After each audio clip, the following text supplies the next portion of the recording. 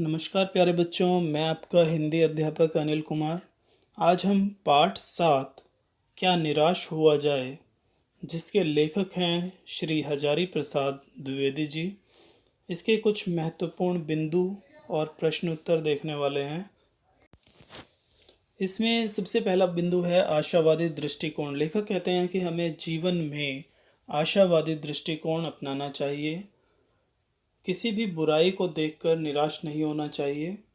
मानवता का जीवित रहना, यानी कि समाज में अभी भी मानवता शेष है। मानवता अभी समाप्त नहीं हुई है। भारतवर्ष का जो इतिहास है वो मनीषियों का इतिहास रहा है। भारतवर्ष में बहुत उच्च स्तर पर सभ्यता विकसित हुई है और दोषों का पर्दाफाश आज के समाज में समाचार पत्रों, समाचार चैनलों के माध्यम से किया जा रहा है, जो कि एक अच्छी चीज़ है जिससे समाज में जागरूकता आती है। जीवन में भले ही हमें बहुत सारे बुरे लोग मिले हों, हमें धोखा मिला हो, लेकिन हम इस बात से इनकार नहीं कर सकते कि जीवन में हमें अच्छे लोग भी मिलते हैं और हमें उन अच्छी घटनाओं पर ध्यान केंद्रित करना चाहिए। तो आइए चलते हैं, अब हम प्रश्न उत्तर देख लेते हैं।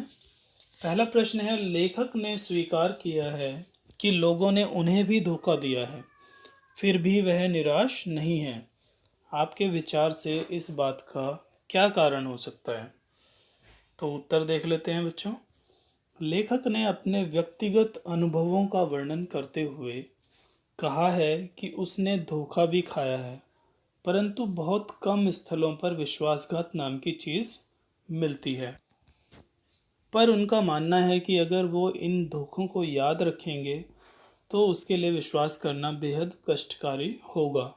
और ऐसी घटनाएं भी बहुत कम नहीं हैं जब लोगों ने अकारण उनकी सहायता की है, निराश मन को ढांढस दिया है और हिम्मत बंधाई है। उदाहरण के रूप में टिकट बाबू द्वारा बचे हुए पैसे लेखक को लौटाना, बस कंडक्टर द्वारा दूसरी बस व बच्चों के लिए दूध लाना आदि ऐसी घटनाएं हैं। इसलिए उन्हें विश्वास है कि समाज में मानवता, प्रेम, आपसी सहयोग समाप्त नहीं हो सकते। अगला प्रश्न है, दोषों का पर्दाफाश करना कब बुरा रूप ले सकता है?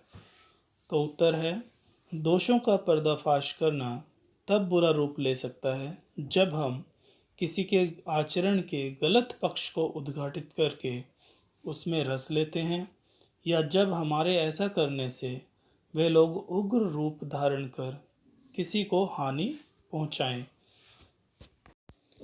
तीसरा प्रश्न है बच्चों, आजकल के बहुत से समाचार पत्र या समाचार चैनल दोषों का पर्दाफाश कर रहे हैं। इस प्रकार समाचारों और कार्यक्रमों की सार्थकता पर तर्क सहित विचार लिखिए।